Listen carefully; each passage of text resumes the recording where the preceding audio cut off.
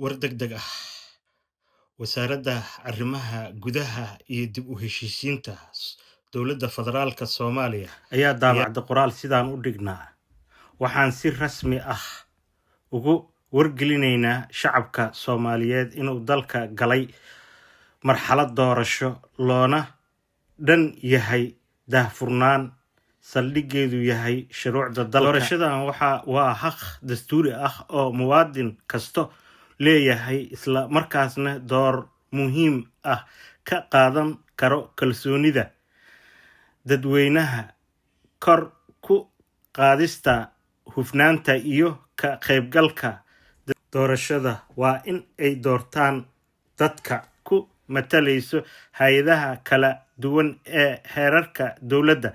Wasaaradda arrimaha gudaha federaalka iyo dib u heshiisiinta waxa ay cadeynaysaa in ay geedi socodka doorashooyinka uu yahay mid toos ah, xur iyo xalaal ah, free ah iyo fair, kuna salaysan mabaadi'da dimuqraadinimada isla markaasna iyo weliba xisaabinta ilaalinta xuquuqda muwaadinka.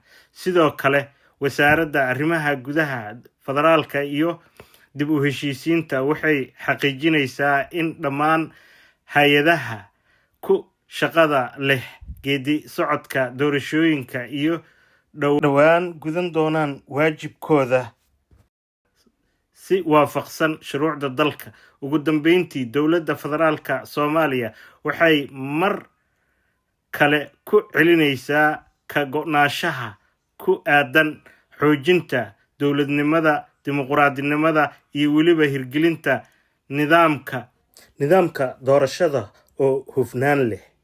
Ugu dambeyntii, daabacay wasaaradda arrimaha gudaha iyo dib u heshiisiinta dowladda federaalka Soomaaliya. Wixii warar ah oo ku soo kordho waxaad kala socon doontaa baraha kala duwan ee aan ku leenahay social media. mahadsanidin.